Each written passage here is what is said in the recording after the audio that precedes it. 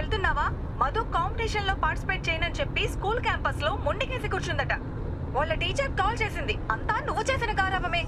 మాహా, వెళ్తున్నాను, దారిలోనే ఉన్నాను. నువ్వు ఫ్రస్ట్రేట్ అవ్వకు. చిన్నపిల్ల కదా, తనతో నేను మాట్లాడతానులే. బాయ్.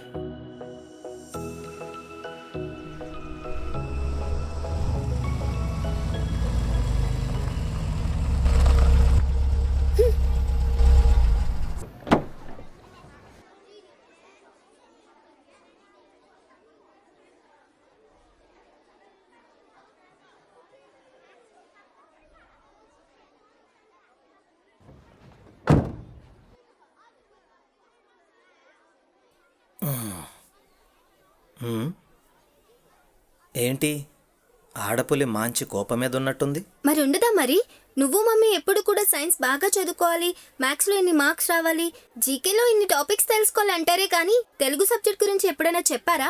ఇప్పుడు చూడు, లోపల డిబేట్ కాంపిటీషన్లో మా ఫ్రెండ్స్ అందరూ సింపుల్ టాపిక్ సెలెక్ట్ చేసుకున్నారు. నాకేమో తెలుగు మాట్లాడే టాపిక్ ఇచ్చారు. పైగా మా టీచర్లేమో నువ్వు బ్రిలియంట్వి, you can only do this అంటున్నారు. ఎవరూ చేయలేంది నేనెలా చేయగలను డాడీ? సరే కూల్, వాటర్ తాగు.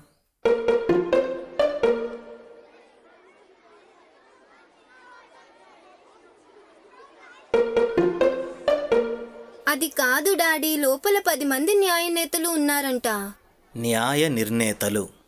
అదే, వాళ్ళు అప్పటికప్పుడు ఇచ్చిన టాపిక్ తెలుగులో మాట్లాడాలంట. I can't do.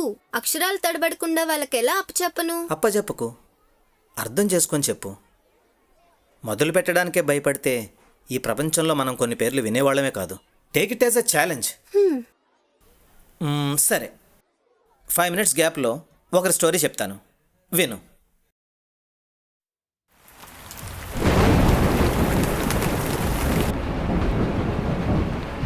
అజ్ఞానం మానవ జాతిని ఆవరించిన రోజులవి, మూఢత్వం మొండిగా పెరుగుతున్న సందర్భాలవి, అర్థం లేని మతాచారాలు నా మనసును కలిచివేసేవి.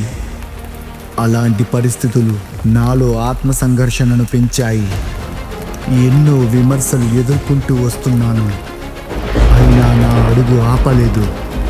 నా జాతిలో ఇంకిపోయిన మూఢత్వాలను వేరు చెయ్యాలి, అనాగరికతను అక్షర జ్ఞానంతో తుడిచివేయాలి. అందుకే ఒక నవలను రాయాలని నిర్ణయించుకున్నాను. కానీ అప్పుడే మొదలైంది నా సమస్య. అది ఏ భాషలో రాయాలి?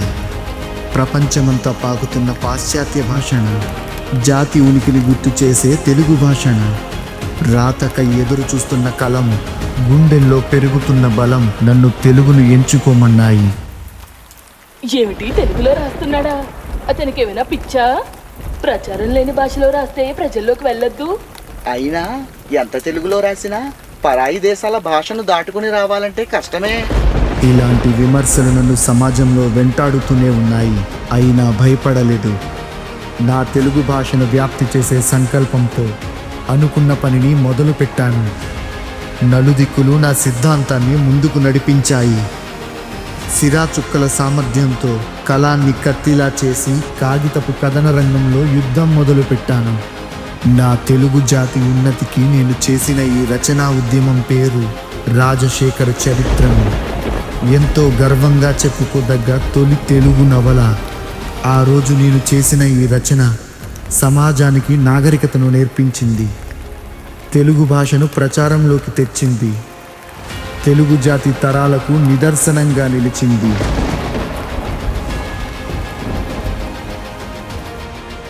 అర్థమైందా?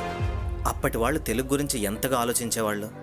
అప్పట్లో ఆయన రాయడానికే భయపడి ఉంటే ఈరోజు తొలి తెలుగు నవల అని మనం చదువుకునే వాళ్ళమే కాదు.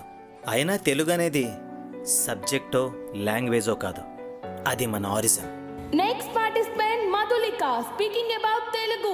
Please come on to the dais. అయినా నువ్వే చెప్పావు కదా, మీ ఫ్రెండ్స్ అంతా సింపుల్ టాపిక్ సెలెక్ట్ చేసుకున్నారని. వాళ్ళందరి మధ్యలో నువ్వెందుకు స్పెషల్ కాకూడదు? నీకు తెలుసా, మధులిక అంటే తేనె అని అర్థం. మా మధులిక తెలుగు తేనెలా తియ్యగా మాట్లాడగలదు. వెళ్ళు, ఆల్ ది బెస్ట్.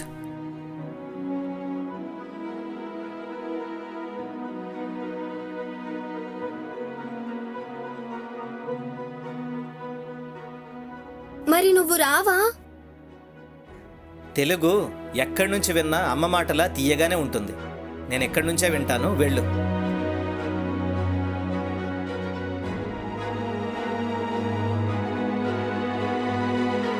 తెలుగు అనేది మన సంస్కృతి, మన గౌరవం. దేశ భాషలందు తెలుగు లెస్సాన్ని కీర్తించబడ్డ మన మూలాలు మర్చిపోవడం మన గౌరవాన్ని కోల్పోవడం లాంటిది. మన తెలుగు భాష కవిత్వానికి కన్న తల్లి, సాహిత్యాల కల్పవల్లి, భాషలలో మహారాణి. ఈ తల్లి భాషను ప్రేమిద్దాం.